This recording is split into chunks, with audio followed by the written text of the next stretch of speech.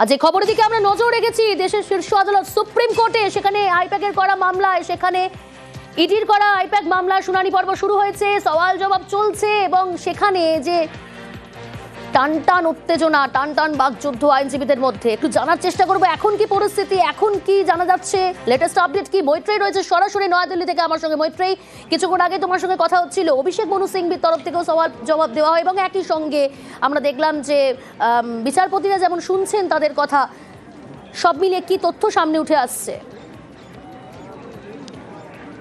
প্রিয়াঙ্কা, দেখো, অভিষেক মনু সিংভি তিনি রাজ্য পুলিশ এবং ডিজিপি রাজীব কুমারের হয়ে তিনি সওয়াল করছেন এবং তার সওয়ালের মূল পয়েন্টটাই ছিল যে এই আবেদনের মেইনটেনেবিলিটির ওপর এবং আর্টিকেল 32 যার আওতায় এই আবেদন করা হয়েছে সেই আর্টিকেল 32 কেন মানা যাবে না। তার বক্তব্য খুব স্পষ্ট যে আর্টিকেল 32-র আন্ডারে তখনই অভিযোগ দায়ের করা যায় যখন আর কোনো পন্থা থাকে না। এনফোর্সমেন্ট ডিরেক্টরেটের তরফ থেকে কোনো অভিযোগ স্থানীয় থানায় অভিযোগ দায়ের করা হয়নি এবং এমনকি তারা ইন্টিমেশনটাও যেটা দিয়েছিলেন যে এই অভিযান সম্পর্কে, সেটাও সকাল 6:45-এ যেখানে তারা অভিযান শুরু করেছেন সেখানে তারা ইন্টিমেশন দিয়েছেন 11:30টার সময়। ফলে কেন এই ডিলেটা করা হয়েছে, ফলে সব জায়গা থেকে কোথাও একটা গিয়ে তাদের ইচ্ছাকৃতভাবে তারা এই সমস্যাটা তৈরি করার তারা চেষ্টা করেছিলেন এবং ইচ্ছাকৃতভাবেই তারা লুকিয়ে যাওয়ার চেষ্টা করেছিলেন যে তারা অভিযান চালাচ্ছেন।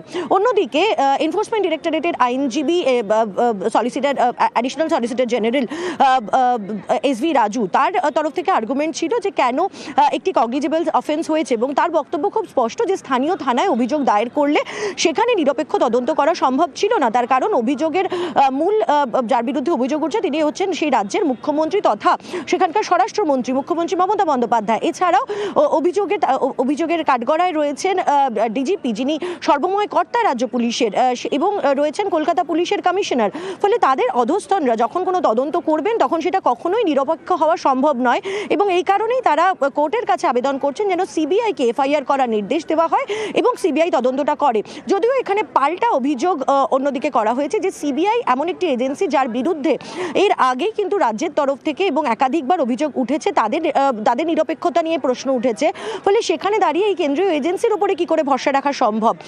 সব মিলিয়ে এই আলোচনা এবং বলা যেতে পারে টান আর্গুমেন্ট এবং পাল্টা আর্গুমেন্ট আজকে কিন্তু কোর্ট চত্বরে শোনা গেল এবং দ্বিতীয় পর্যায়ের কিন্তু আর্গুমেন্ট চলবে এবং আদালতের তরফ থেকে বিচারপতি মিশ্রা এবং বিচারপতি পাঞ্চলি তারা স্পষ্ট করে দিয়েছেন যে তারা এই সওয়াল জবাব তারা আরও শুনবেন এবং দ্বিতীয় পক্ষে অর্থাৎ 2টোর পরে যখন আবার শুনানি শুরু হবে তখন এনফোর্সমেন্ট ডিরেক্টরেটকে জানাতে হবে যে কেন তারা কলকাতা হাইকোর্টে শুনানি হোক সেটা তারা চাইছেন না। তার কারণ রাজ্যের তরফ থেকে মাফ করবে মুখ্যমন্ত্রী মমতা বন্দ্যোপাধ্যায়ের তরফ থেকে কপিল সিবাল তার আইনজীবী তিনি কিন্তু বারবার করে বলেছেন যে কলকাতা হাইকোর্টের শুনানি হোক। তার কারণ কলকাতা হাইকোর্টই আদর্শ জায়গা, যদি কলকাতা হাইকোর্টের কোনো ফলাফল না পাওয়া যায় তাহলে সর্বোচ্চ আদালতে আসা যাবে।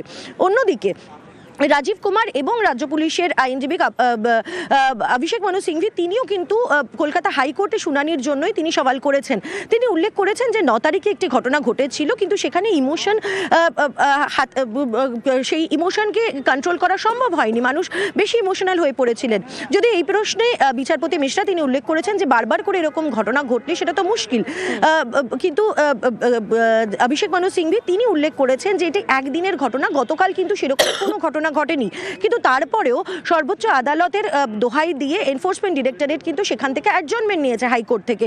ফলে কেন তারা কলকাতা হাইকোর্টের শুনানি হোক সেটা চাইছেন না, সেই বিষয়ে কিন্তু এবার এনফোর্সমেন্ট ডিরেক্টরেটকে তাদের আর্গুমেন্ট সাজাতে হবে এবং দেখার যে সেই আর্গুমেন্ট এবং তার পাল্টা আর্গুমেন্টের পরিপ্রেক্ষিতে সর্বোচ্চ আদালতের কি দৃষ্টিভঙ্গি হয়। তারা যে ইঙ্গিত দিয়েছিলেন যে তারা এই মামলা সর্বোচ্চ আদালতে শুনতে তারা চাইছেন এবং তারা চান যে এই বিষয়ের বিস্তারিত তদন্ত হোক বা বিস্তারিত সওয়াল জবাব হোক সেটা তারা চান এবং সেই কারণে তারা নোটিশ জারি করার উল্লেখ করেছিলেন। ফলে সেই সিদ্ধান্তেই তারা টিকে থাকেন নাকি শেষ পর্যন্ত কলকাতা হাইকোর্টে ফিরিয়ে দেন তারা মামলাটা, সেই বিষয়টা কিন্তু এই সওয়াল জবাবের পরেই স্পষ্ট হবে। প্রিয়াঙ্কা, বেশ,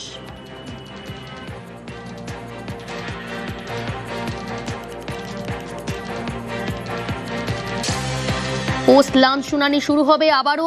যেদিকে আমাদের নজর রয়েছে, একদিকে ইডির করা আইপ্যাক মামলায় সুপ্রিম কোর্টের শুনানি পর্ব শুরু হয়েছে, প্রথম পর্বে শুনানি পর্ব শেষ, তবে পোস্ট লাঞ্চ আবারও শুনানি শুরু হবে। ব্যক্তিগত প্রয়োজনে কোনো নথি সংগ্রহ করা হয়নি, তদন্তের প্রয়োজনে নথি বাজেয়াপ্ত করা হয়েছিল, সুপ্রিম কোর্টে জানিয়েছে ইডি শুধু তদন্তের কাজই করে না, ভিকটিমদের হয়েও সওয়াল করে। সুপ্রিম কোর্টে সওয়াল ইডির আইনজীবীর।